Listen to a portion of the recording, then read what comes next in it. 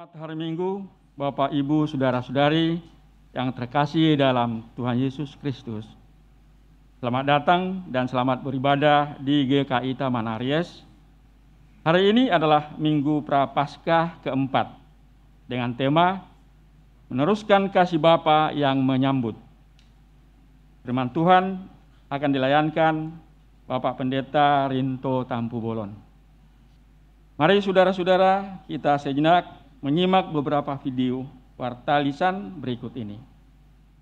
Kebaktian onsite terbatas GKI Taman Aries kembali dibuka mulai Minggu 3 April 2022.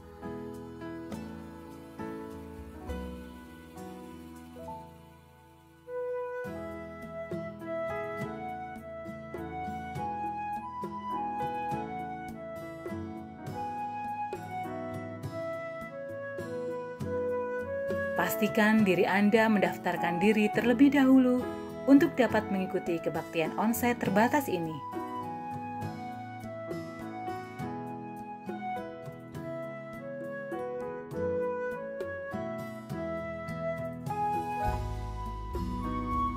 Pendaftaran dibuka setiap hari Senin sampai dengan Kamis. Ketentuan dan cara pendaftaran selengkapnya dapat dilihat di Warta Jemaat. Terima kasih, selamat beribadah. Mengundang jemaat untuk hadir dalam acara kesaksian iman pada hari Senin 4 April 2022 pukul 19.00 sampai 21.00 waktu Indonesia Barat lewat online Zoom. Kita akan mendengarkan kesaksian dari narasumber kita, Ibu Evangelis Ruth Rusdiana. Beliau adalah cucu dari almarhum Bapak Idam Khalid, tokoh nasional kita dengan berbagai jabatan politik pada masanya. Bagaimana kisah perjuangan Ibu Ruth dan perjumpaannya dengan juru selamat dan harga yang harus dibayar olehnya akan kita dengar langsung dari beliau, dan juga ada kesempatan tanya jawab bagi jemaat yang ingin bertanya. Jangan lupa Senin 4 April 2022 jam 7 sampai jam 9 malam lewat online Zoom. Ingin mengobrol yang seru-seru tentang topik seputar kehidupan sehari-hari dan bagaimana kita merefleksikannya? Mari bergabung di Teras Kamis setiap hari Kamis jam 5 sore melalui Zoom ataupun YouTube. Mari Bapak Ibu, Opa Oma, kita bersekutu di dalam rindu, riang dalam usia indah pada hari Jumat tanggal 1 April pukul 10 pagi dengan tema Aku Haus. Renungan akan dibawakan oleh Pendeta Emeritus Hengki Kekamiharja dari GKI Kepaduri. Mari kita saling menguatkan melalui sapaan doa setiap Sabtu pertama dan ketiga jam 8 pagi. Saudara dapat mengirimkan permohonan doa melalui WhatsApp ke Pendeta Rinto Tampu Bolon atau Pendeta Hizkia atau melalui chat live YouTube selama doa berlangsung. Memasuki masa raya Paskah 2022, Panitia Paskah mengajak seluruh umat untuk berbagi kisah kehidupan tentang berani hidup karena Yesus hidup. Kisah tersebut dapat diceritakan dalam bentuk tulisan, puisi, atau prosa, gambar, maupun video singkat. Pengumpulan paling lambat hari Minggu 3 April 2022. Kisah akan dikompilasi menjadi e-book edisi khusus Paskah 2022 yang diharapkan dapat menjadi berkat bagi umat. Keterangan selengkapnya dapat dilihat di Warta Jemaat.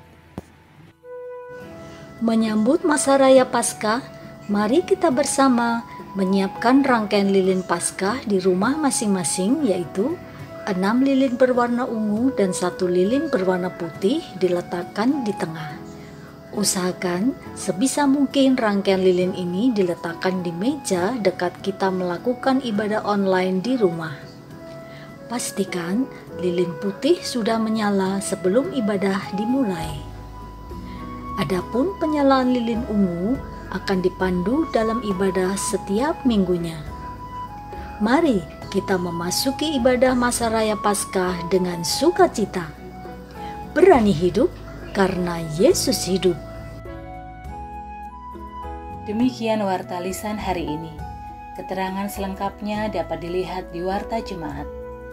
Mari kita bersaat teduh.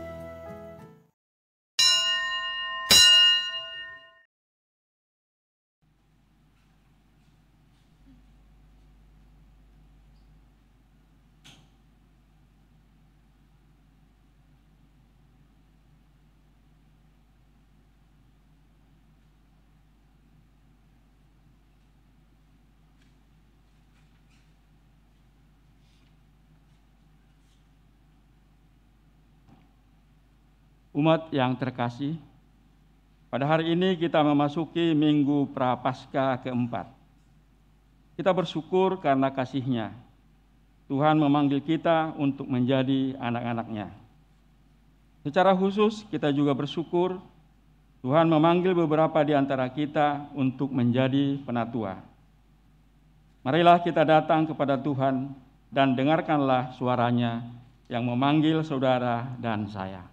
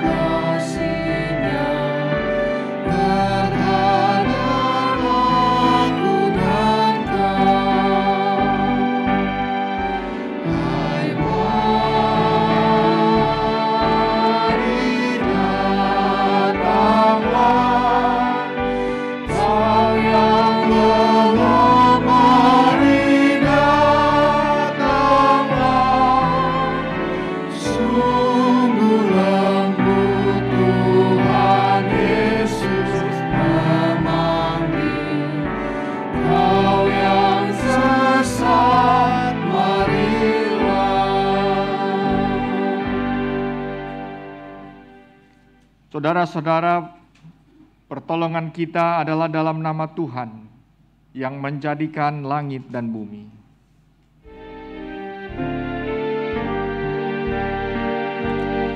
Amin, amin, amin.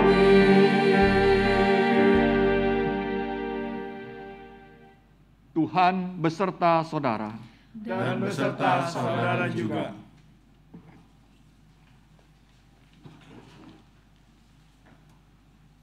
Umat yang terkasih, Bapa yang mengasihi kita adalah Bapa yang menerima kita apa adanya, yang mengasihi kita, sekalipun berulang kali kita menyakitinya. Tangannya selalu terbuka bagi saya dan saudara yang berdosa.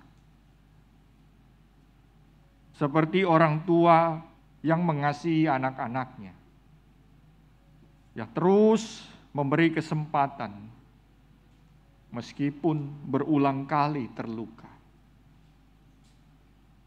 Bapa yang mengasihi kita juga adalah Bapa yang Maha Tahu. Ia mengetahui setiap hal yang ada dalam pikiran kita. Tidak ada yang tersembunyi di hadapannya. Karena itu saudara-saudara, marilah kita datang kepadanya, mengakui segala salah dan dosa kita. Kita berdoa. Tidak ada yang tersembunyi di hadapan-Mu ya Bapa. Engkau mengenal kami. Engkau mengetahui perbuatan kami. Manakala kami duduk atau berdiri, berjalan atau berbaring, bahkan sebelum lidah kami berkata-kata, Engkau telah mengetahuinya. Sungguh tidak ada yang tersembunyi di hadapan-Mu. Tidak ada satu perbuatan kami yang luput dari penglihatan-Mu. Tidak ada satu kata yang keluar dari mulut kami yang luput dari telinga-Mu. Ya Bapa, dalam kerendahan hati kami meminta ampun kepada-Mu. Ampunilah kami.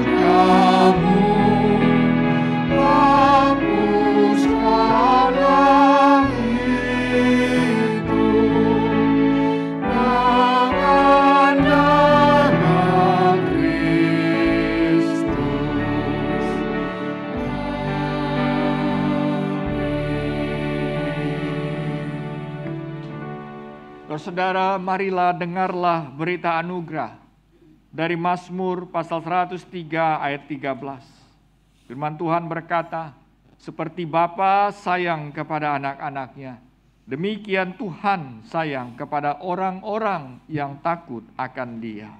Di dalam Kristus engkau telah diampuni. Di dalam Kristus engkau pun telah diampuni. Damai Kristus bagimu. Damai Kristus bagimu juga.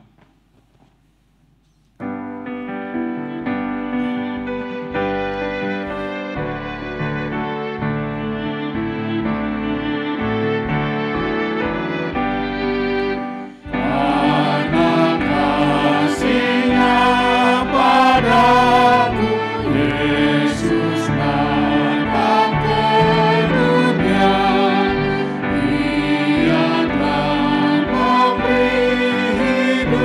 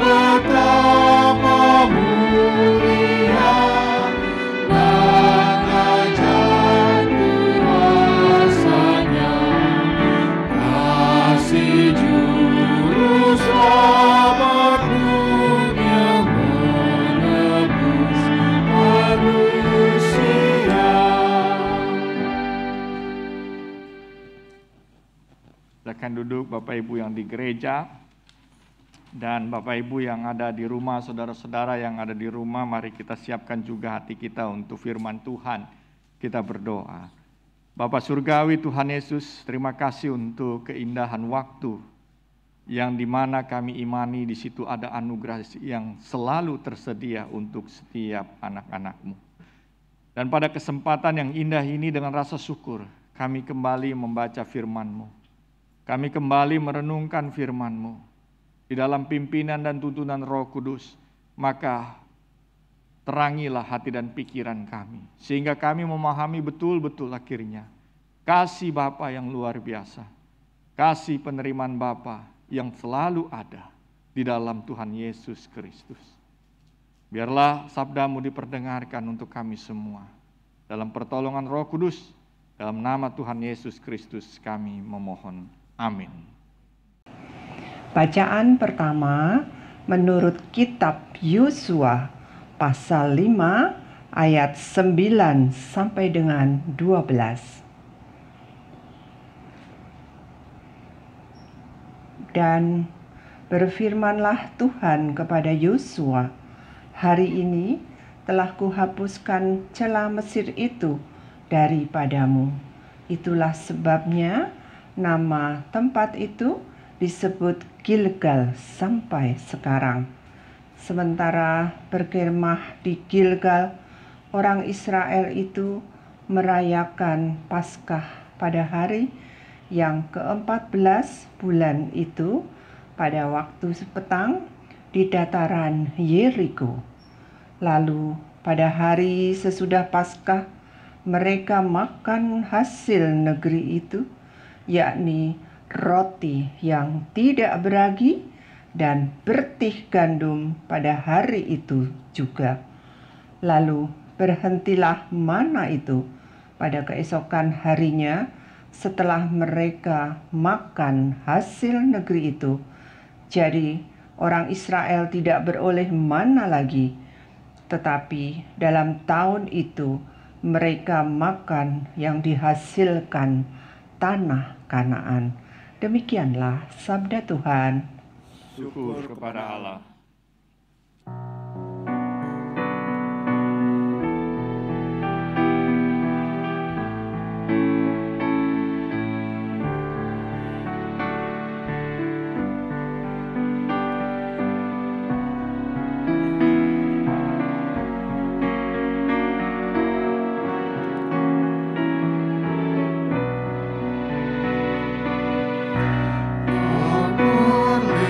Perlindungan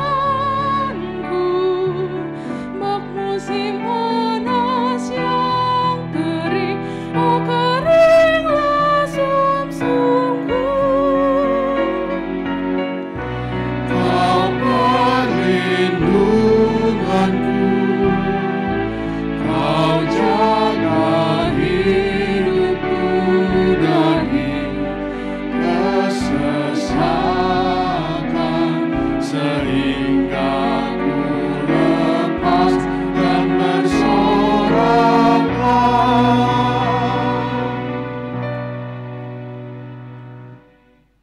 Bacaan kedua diambil dari surat 2 Korintus 5 ayat 16 sampai 21.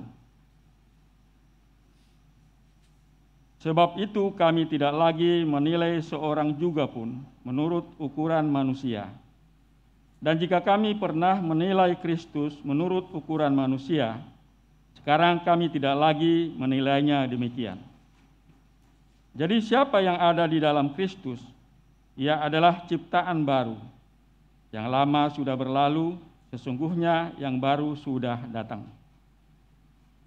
Dan semuanya ini dari Allah, yang dengan perantaraan Kristus telah mendamaikan kita dengan dirinya, yang telah mempercayakan pelayanan pendamaian itu kepada kami. Sebab Allah mendamaikan dunia dengan dirinya oleh Kristus, dengan tidak memperhitungkan pelanggaran mereka. Ia telah mempercayakan berita pendamaian itu kepada kami. Jadi kami ini adalah utusan-utusan Kristus. Seakan-akan Allah menasihati kamu dengan perantaraan kami. Dalam nama Kristus, kami meminta kepadamu, berilah dirimu didamaikan dengan Allah. Dia yang tidak mengenal dosa telah dibuatnya menjadi dosa karena kita, supaya dalam Dia kita dibenarkan oleh Allah. Demikianlah sabda Tuhan. Syukur kepada Allah. Saudara, Injil Tuhan kita Yesus Kristus menurut Lukas pasal 15 ayat 1 sampai 3. Lalu kita akan lanjutkan mulai dari ayat 11 sampai 32.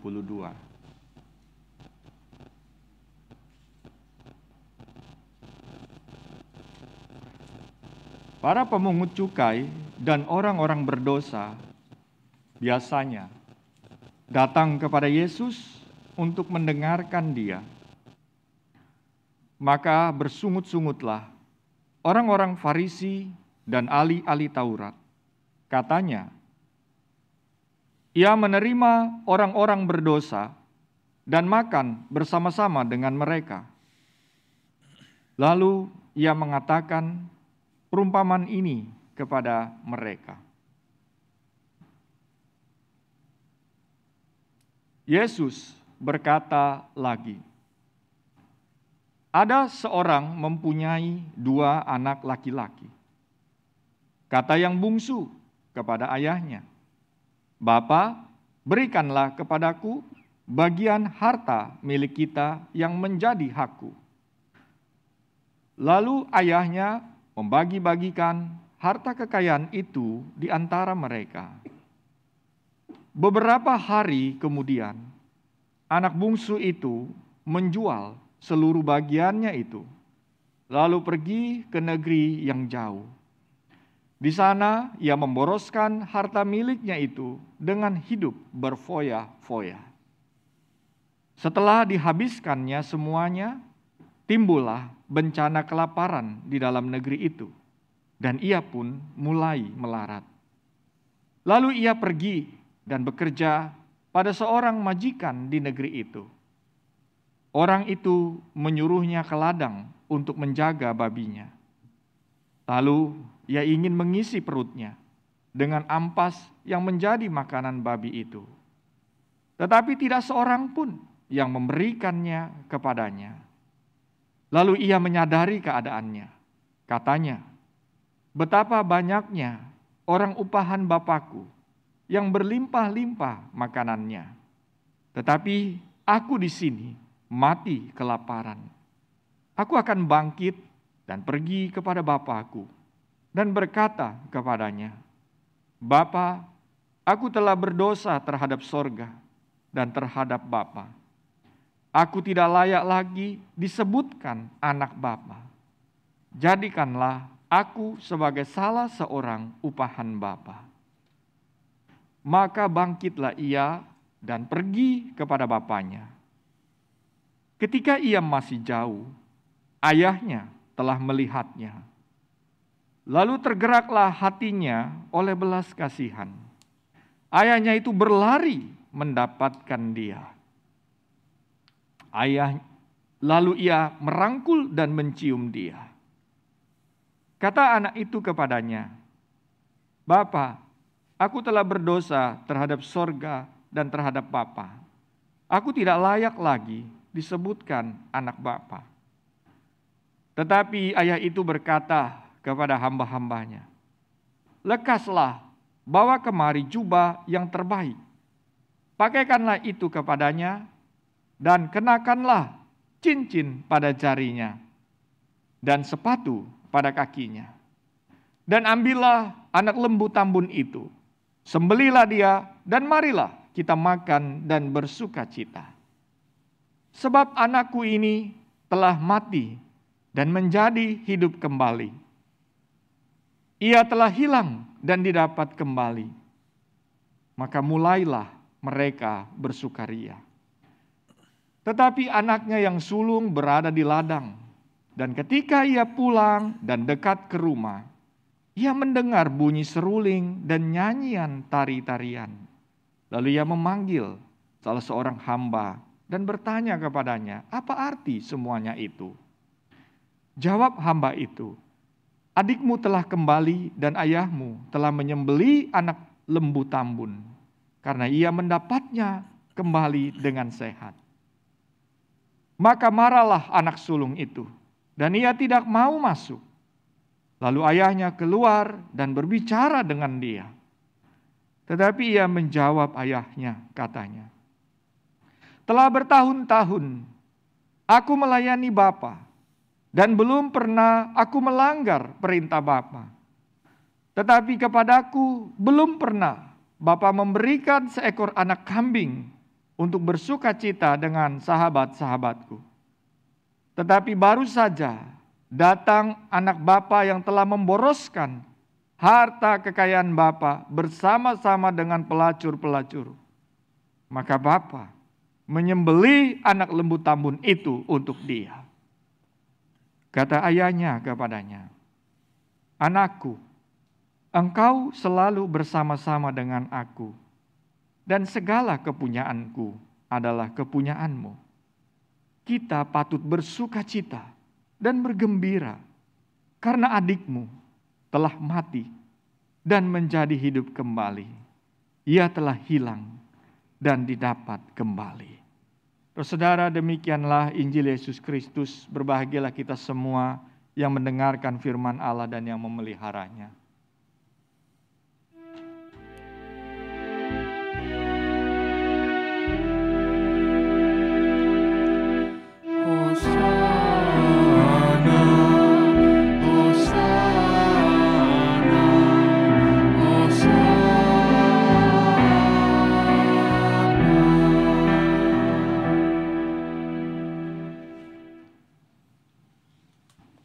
Salam untuk Bapak Ibu semua, saudara-saudara yang di gereja dan juga yang di rumah.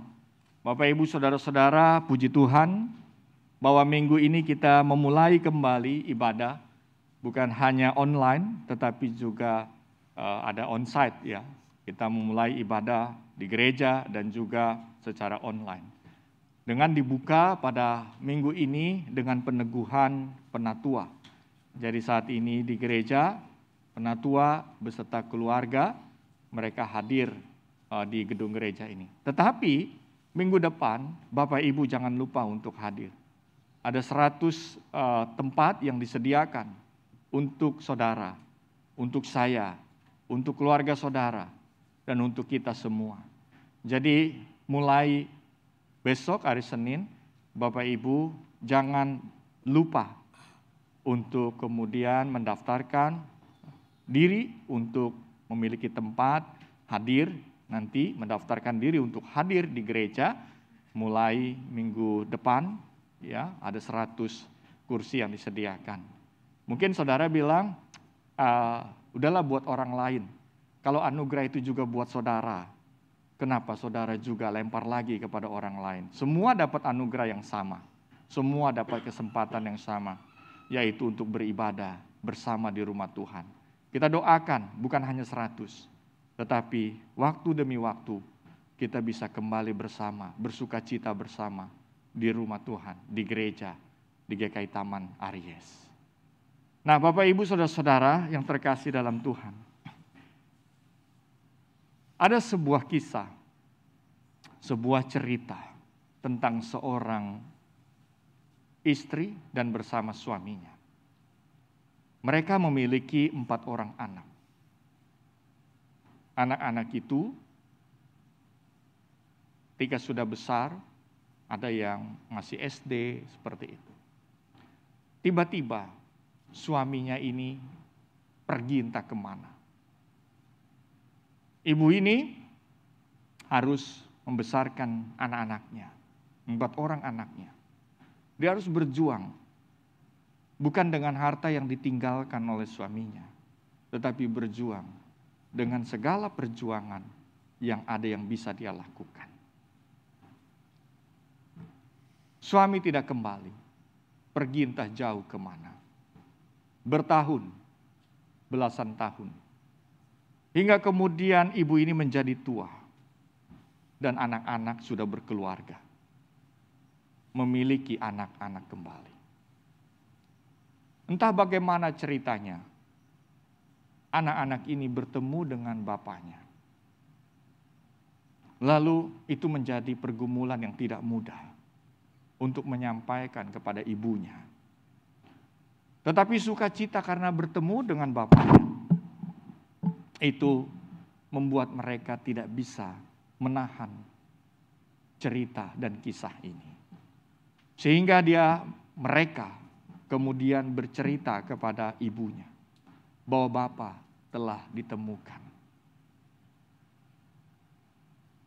Lalu kemudian anak-anak ini berkata kepada ibunya, apakah kita bisa memanggil kembali Bapa untuk bersama dengan kita?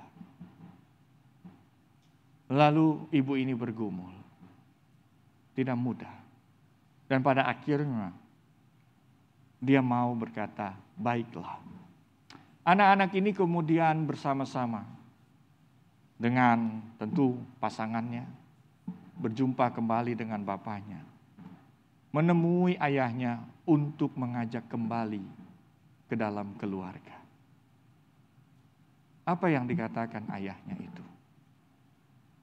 Ayahnya itu berkata, aku tidak sanggup untuk kembali.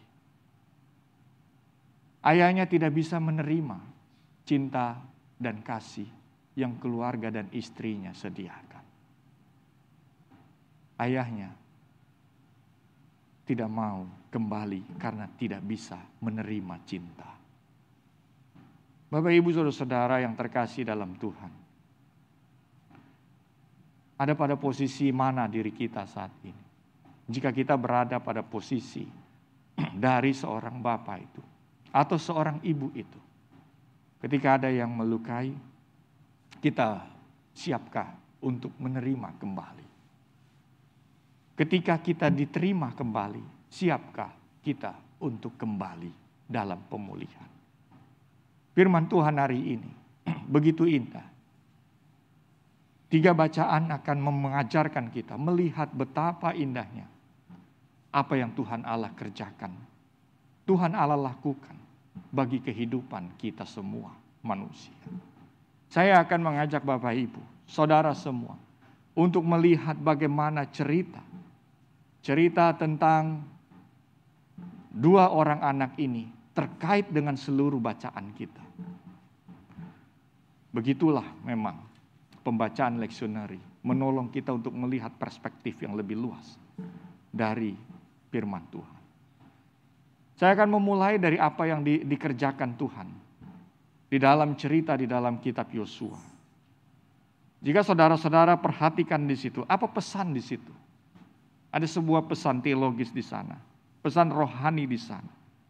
Ketika di dalam Yosua pasal 5 ayat 9 dikatakan, Tuhan berkata di situ, hari ini telah kuhapuskan celah Mesir itu. Itu firman Tuhan kepada Yosua, saudara-saudara. Hari ini telah kuhapuskan celah Mesir itu daripadamu. Lalu kita bertanya, apa artinya Tuhan menghapuskan celah Mesir itu? Lalu kemudian dikatakan di situ bahwa celah Mesir itu berbicara tentang apa? Tentang kehinaan, saudara. Bahwa bangsa ini, mereka diingatkan kembali betapa engkau mengalami kehinaan di Mesir. Apa kehinaan di situ? Bicara tentang status mereka. Status apa yang mereka miliki, menjadi hamba, menjadi budak di Mesir.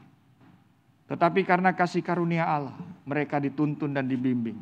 Sehingga ketika kita berbicara di dalam Yosua pasal 5 ayat 9 sampai 12. Bahwa mereka, firman itu disampaikan ketika mereka tiba, sampai dan memiliki janji Tuhan. Yaitu tanah Kanaan itu. Tanah yang berlimpah susu dan madu itu.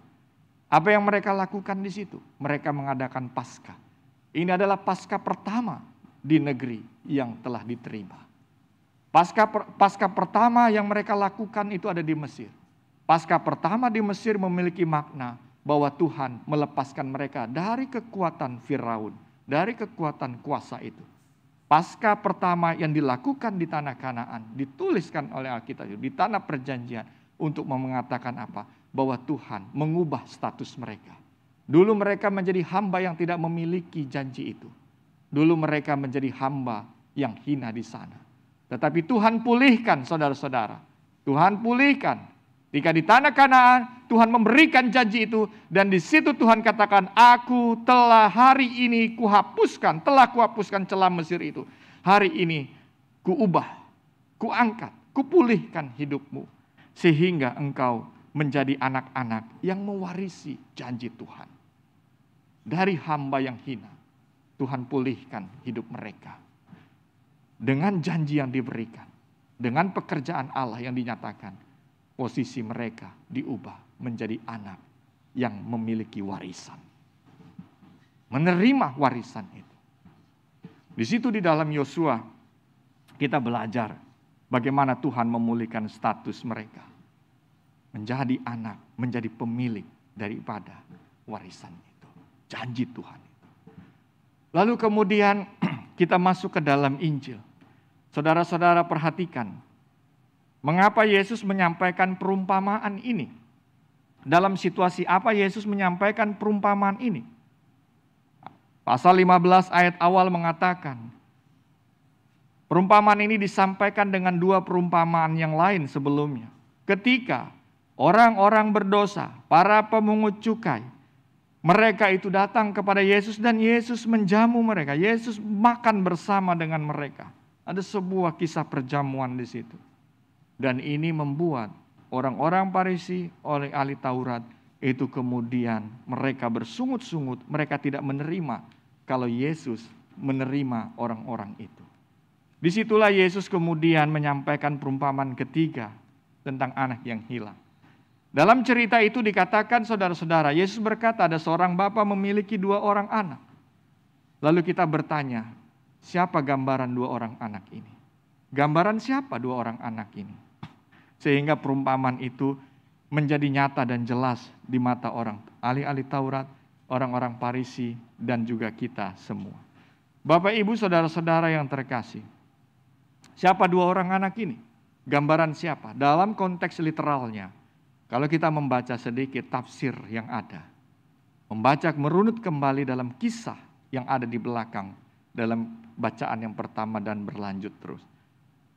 Maka dari konteks literal, gambaran 2 orang ini menunjuk kepada apa? Sebuah sejarah, saudara-saudara. Begitu luar biasa Yesus itu membuat bagian yang rumit, yang panjang itu menjadi sebuah cerita yang sederhana, yang bisa dimaknai dalam berbagai makna. 2 orang anak ini bercerita tentang apa? Perjalanan orang Israel. Ketika mereka sudah diberikan hak waris itu untuk menjadi anak. Dari hamba yang tidak memiliki apa-apa kemudian menjadi anak yang mewarisi janji Tuhan. Lalu kemudian mereka berkembang. Di tanah Kanaan itu mereka kemudian menjadi bangsa yang besar, menjadi kerajaan. Dan kemudian apa yang terjadi? Ketika mereka menjadi kerajaan dalam cerita Saul, Daud, dan Salomo yang begitu besar. Setelah itu, kerajaan Israel ini menjadi pecah dan jadi 2. Ada kerajaan Israel Selatan, ada kerajaan Israel Utara. Kerajaan Israel Selatan itu digambarkan sebagai gambaran orang-orang Yehuda.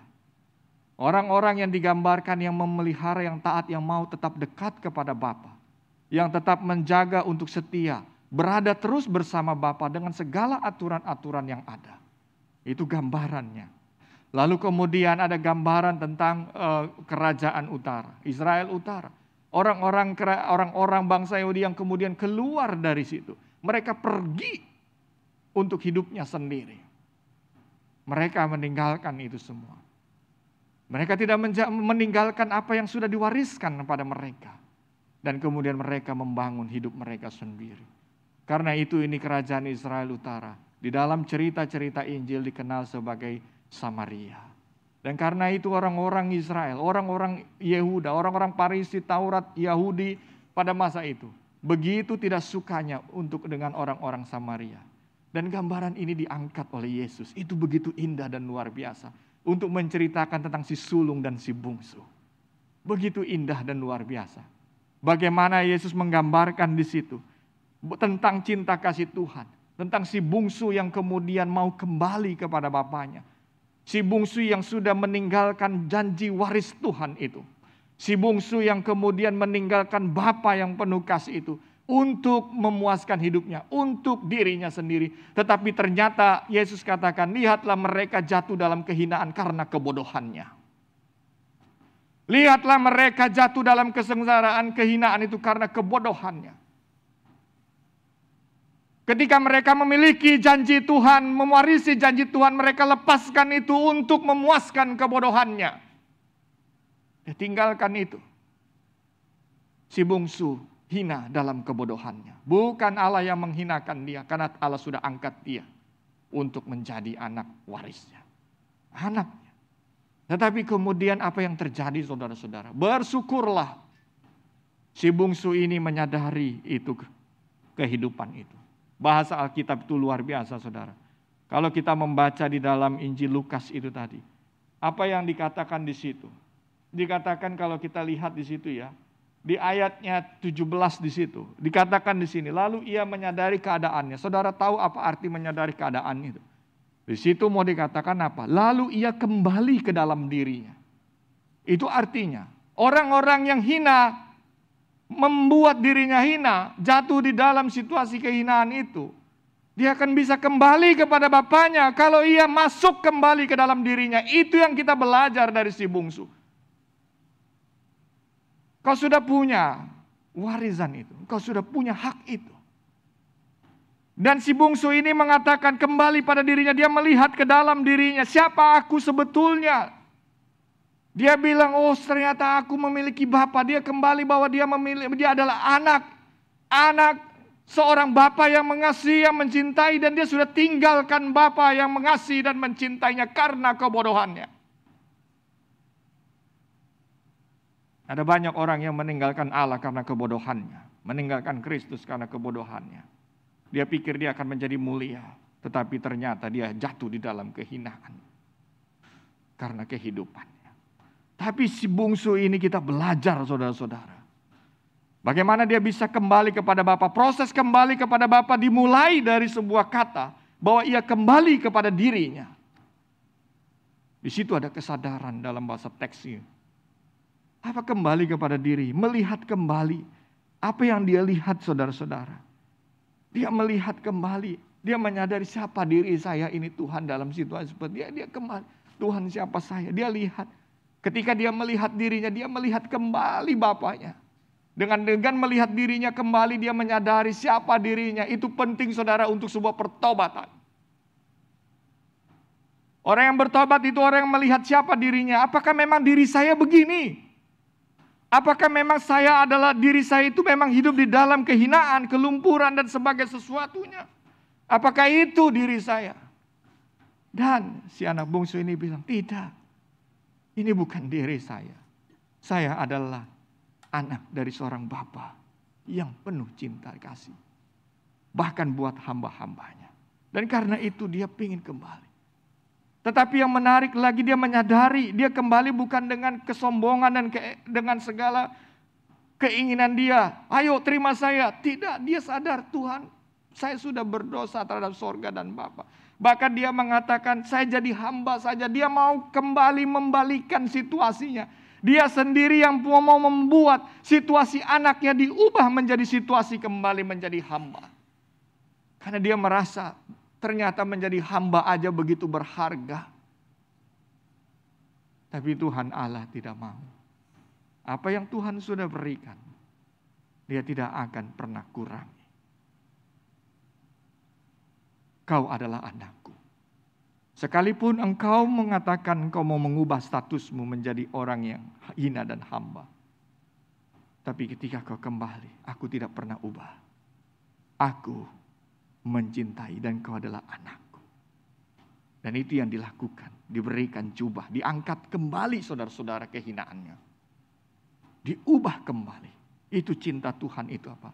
Mengubah kembali. Membalikkan kembali, mengingatkan kembali, engkau tetap anakku. Bapak Ibu saudara-saudara yang terkasih dalam Tuhan, pemulihan itu yang Tuhan kasih. Dan kemudian si sulung tidak menyadari itu saudara-saudara. Karena itu kalau saudara-saudara baca minggu lalu itu kita membaca tentang pohon ara yang di tengah ladang gandum. Mau mengatakan apa saudara-saudara? Lalu Yesus menghubungkan di sini. Cerita ini terhubung dengan pohon ara di ladang gandum. Bahwa orang-orang Israel, orang Yahudi, orang-orang Farisi dan ahli Taurat itu, mereka menjadi seperti pohon ara di tengah ladang gandum. Di tengah ladang di anggur, ladang anggur, kebun anggur. Yesus mengatakan di situ, mereka tidak bisa terima itu. Mereka tidak belajar. Karena apa? Karena mereka tidak masuk ke dalam dirinya. Bahwa dia adalah anak Bapakku. Dan aku adalah anak Bapa. Dan kami berkumpul kembali. Dan itu sukacita surgawi. Lalu kemudian di dalam perjanjian baru. Di dalam Korintus tadi. Dalam 2 Korintus tadi kita membaca satu hal yang menarik lagi. Bahwa kalau yang kedua. Injil tadi bicara tentang Allah yang memulihkan kembali jiwa yang bertobat untuk diteguhkan kembali, diingatkan kembali bahwa engkau adalah anakku, dipulihkan dari kehinaan, diangkat kembali. Maka di dalam perjanjian baru, di dalam 2 Korintus tadi, itu mau dikatakan apa? Tentang pemulihan yang final. Pemulihan yang puncaknya. Di situ dikatakan apa, saudara-saudara? Bahwa Yesus Kristus, kematian Yesus Kristus, cinta kasih Yesus Kristus, Allah di dalam Yesus Kristus. Dia memulihkan kita dari apa? Bukan hanya status, tetapi dari manusia lama menjadi manusia baru. Dari keberdosaan itu dipulihkan, dari kuk dosa itu dipulihkan. Sehingga kita menjadi manusia yang baru. Dipulihkan saudara. Kristus memulihkan. Kita dulu hidup di dalam dosa itu. Tidak ada kekuasa yang bisa memulihkan kita selain kuasa yang daripada Allah sendiri dalam penebusan Kristus. Kita dipulihkan menjadi manusia baru. Dan karena itulah setiap orang yang percaya di dalam Kristus dikatakan, engkau adalah manusia baru. Ketika kita masuk ke dalam diri kita, mungkin saudara-saudara sekarang merasakan hidup di dalam keterpurukan seperti cerita yang tadi, seorang bapak yang merasa saya sudah terlalu jauh, terlalu jahat, terlalu terpuruk. Mungkin saudara merasa seperti itu dan itu membuat saudara tidak berani bangkit kembali kepada cinta kasih Tuhan. Maka ingatlah bahwa engkau adalah anak Allah.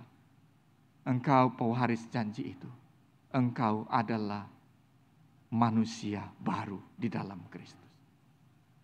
Tuhan memulihkan hidupmu. Tuhan memulihkan hidup saya.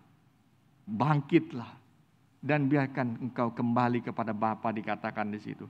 Kembali kepada Kristus. Kembali menjadi manusia yang baru. Karena manusia baru dalam Kristus itu tidak pernah hilang. Karena telah diberikan bagi setiap orang percaya. Apa yang menjadi ciri manusia baru itu saudara? Dari cerita ini, dari pembacaan ini kita mendapatkan satu pesan yang sederhana.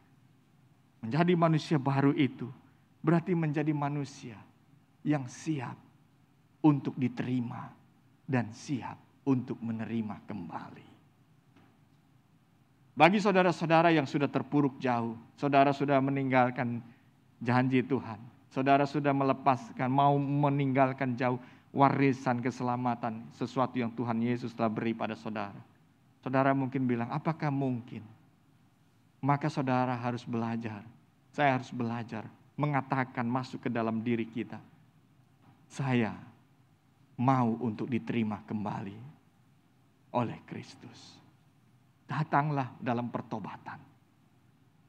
Terlalu jauh berjalan sampai ke tempat yang jauh. Tuhan Allah itu seperti Bapa yang selalu tunggu saudara. Tunggu saudara dan saya.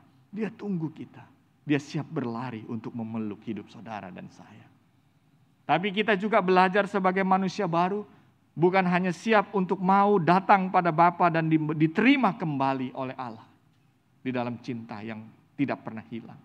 Kita juga belajar jadi manusia baru untuk menerima kembali.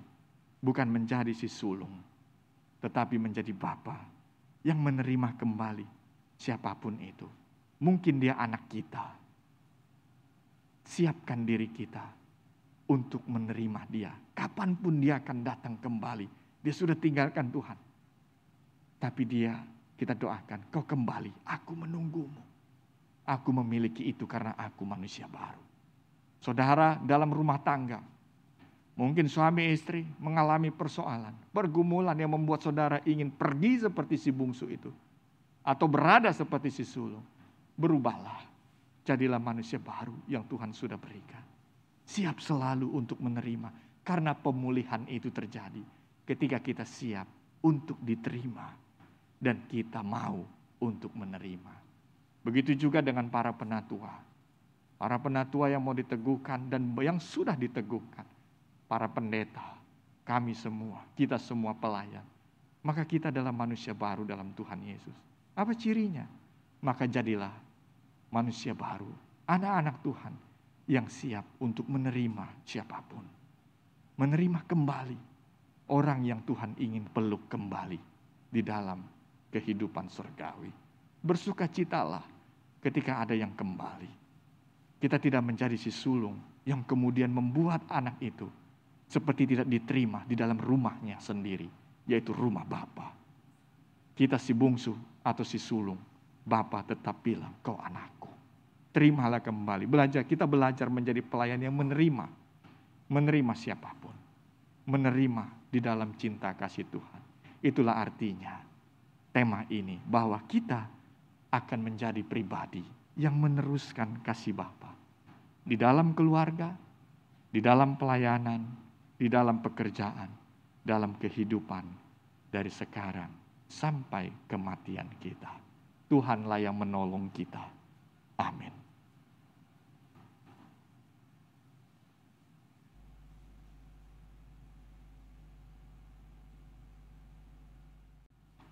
Berawal dari janji Allah kepada Abraham dan keturunannya di dalam kitab Kejadian 12 yang mengatakan, Aku akan memberkati engkau dan engkau akan menjadi berkat bagi banyak orang.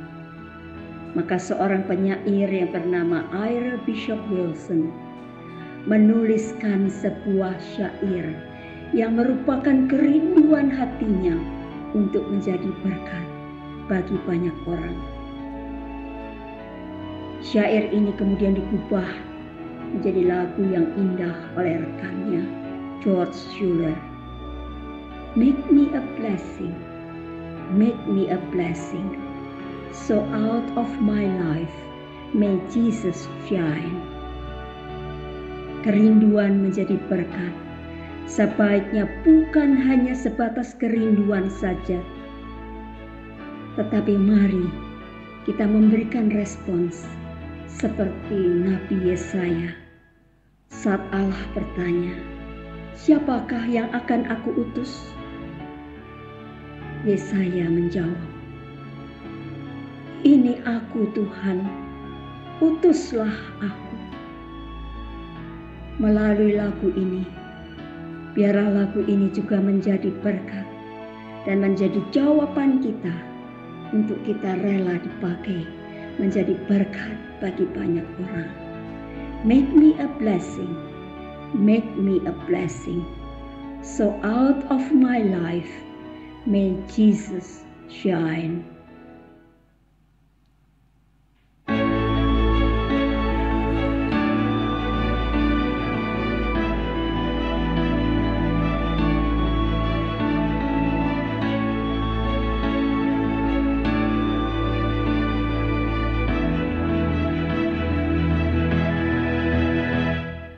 Di jalan hidup yang lebar sempit, orang sedih mengerang. Tolong mereka yang dalam gelap, bawalah sinar terang. Pakailah aku jalan dekatmu,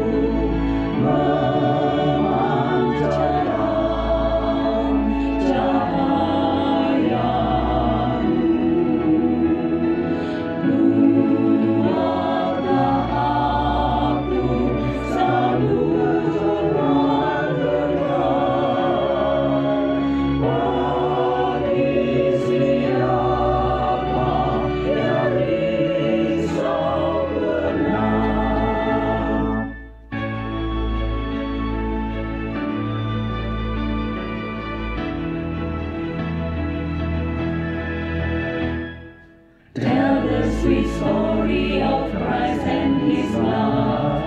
Tell of His power to forgive.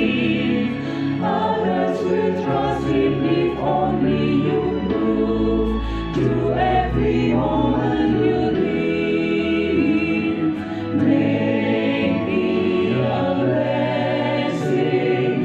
Make me a blessing.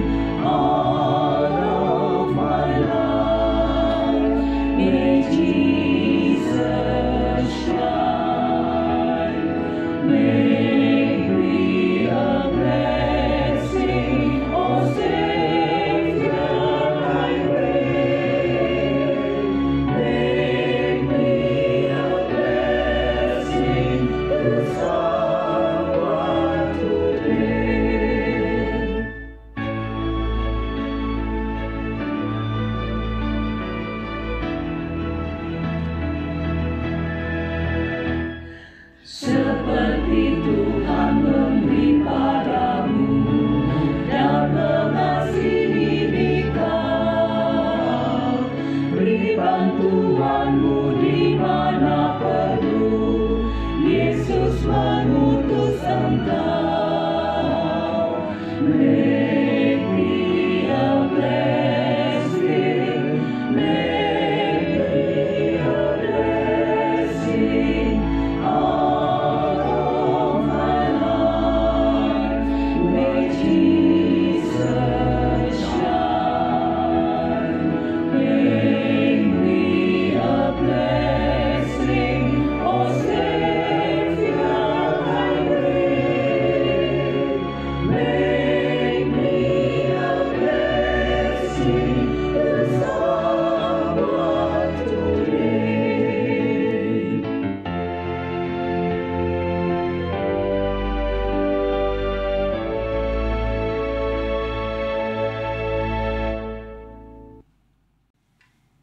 Marilah kita bersama dengan umat Allah di masa lalu, masa kini dan masa depan, mengingat janji baptisan kita dengan mengikrarkan pengakuan iman rasuli.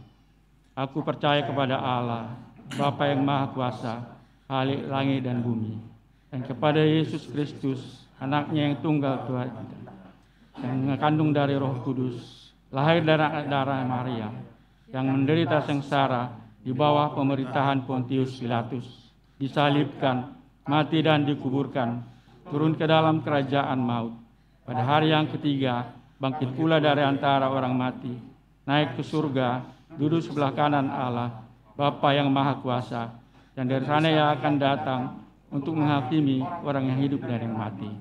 Aku percaya pada Roh Kudus, gereja yang kudus dan am, persekutuan orang kudus, pengampunan dosa, kebangkitan orang mati, dan hidup yang kekal.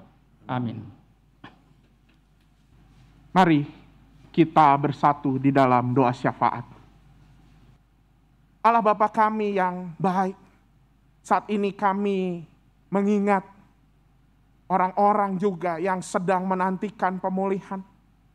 Mereka yang sedang sakit, mereka yang sedang memiliki persoalan di dalam rumah tangga, di dalam pendidikan, di dalam pekerjaan.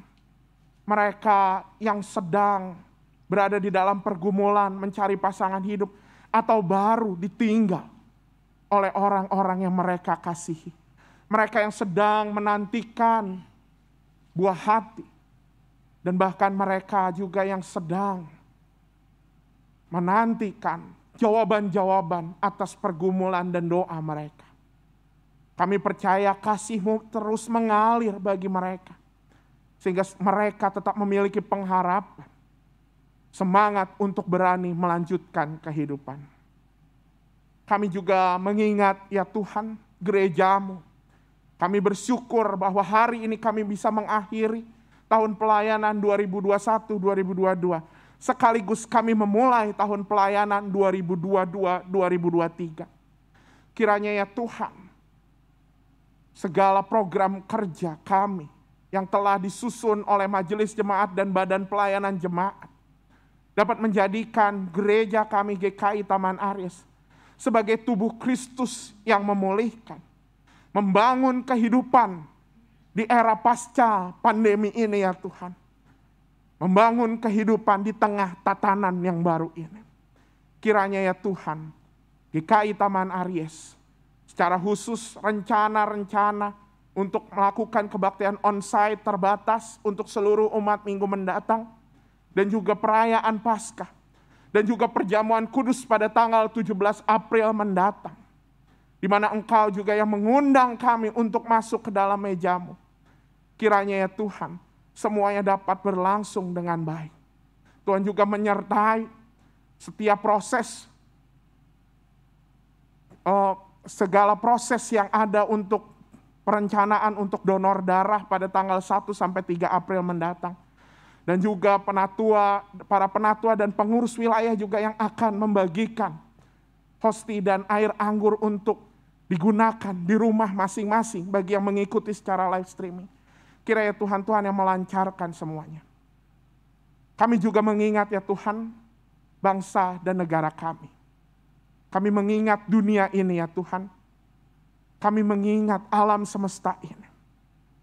Kiranya ya Tuhan, semuanya Engkau sertai, sehingga semuanya dapat menyanyikan kasih setia Tuhan di tengah pergumulan dunia. Inilah syafaat kami ya Tuhan, sempurnakanlah syafaat ini di dalam nama Tuhan Yesus Kristus, Allah yang telah datang ke dunia, Allah yang telah merasakan juga pergumulan dunia, dan bahkan Allah yang hadir dan beserta dengan kami melewati segala pergumulan hidup ini. Amin. Jemaat yang terkasih, dengan rasa syukur, marilah kita menyampaikan persembahan syukur kita kepada Tuhan. Firman Tuhan di dalam Mazmur 57 ayat 10 dan 11.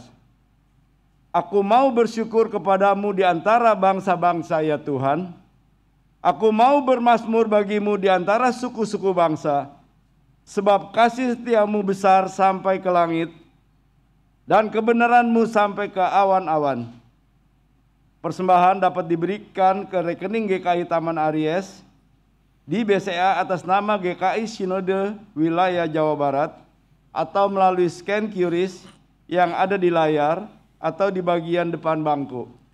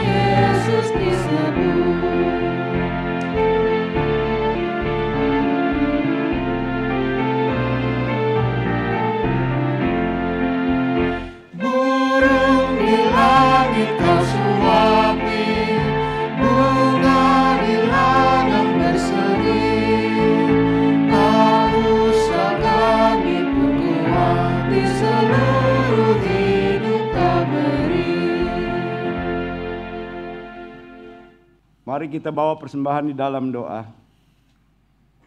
Ya Tuhan, kasih setiamu tak berkesudahan, rahmat-Mu tak habis-habisnya, selalu baru setiap pagi.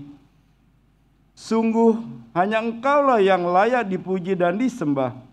Saat ini kami membawa persembahan syukur kami. Terimalah ya Bapa, sekalipun apa yang kami berikan tidak sebanding dengan apa yang kami terima selama ini dari-Mu.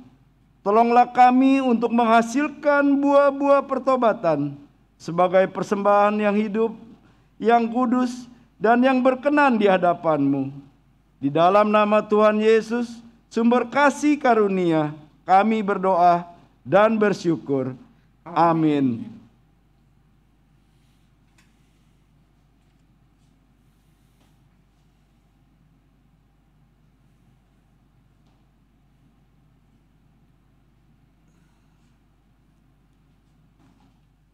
Umat kekasih Tuhan, tidak ada gading yang tak retak, tidak ada manusia yang luput dari kesalahan. Namun Bapa di sorga selalu membuka tangannya bagi kita yang berdosa. Di dalam Dia selalu ada kesempatan untuk dipulihkan dan memulihkan.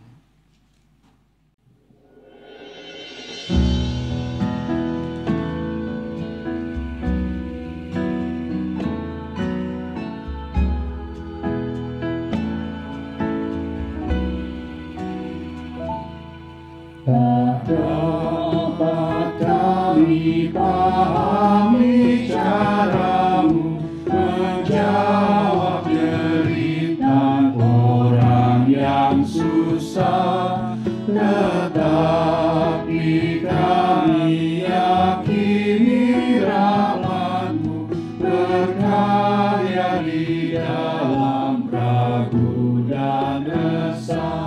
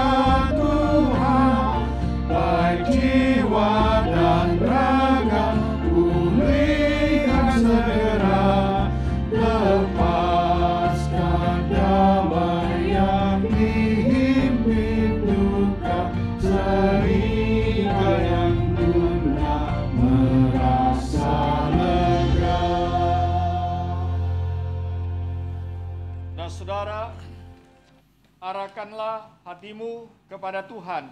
Kami mengarahkan hati kami kepada Tuhan. Jadilah saksi Kristus. Syukur kepada Allah. Terpujilah Tuhan. Kini dan selamanya. Terimalah berkat-Nya. Kiranya Bapa di sorga memenuhimu dengan kasih-Nya. Kiranya Tuhan Yesus menjagamu di tiap musim kehidupan. Dan kiranya Roh Kudus menolongmu menghasilkan buah pertobatan.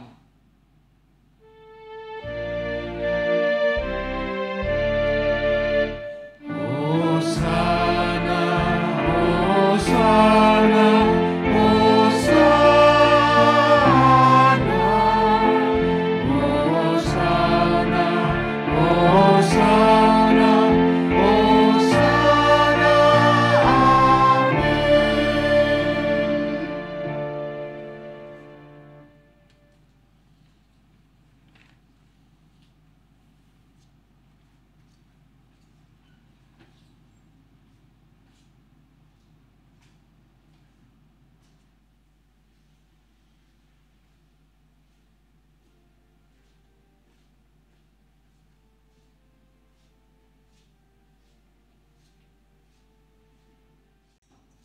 Saudara-saudara yang terkasih, kebaktian telah selesai. Terima kasih telah mengikuti kebaktian di GKI Taman Aries pada hari ini. Kiranya berkat Tuhan senantiasa memberkati kita semua. Bagi Bapak Ibu yang ingin melayani atau membutuhkan pelayanan, dapat menghubungi GKI Taman Aries, Tata Usaha GKI Taman Aries pada jam kerja. Terima kasih, selamat hari Minggu.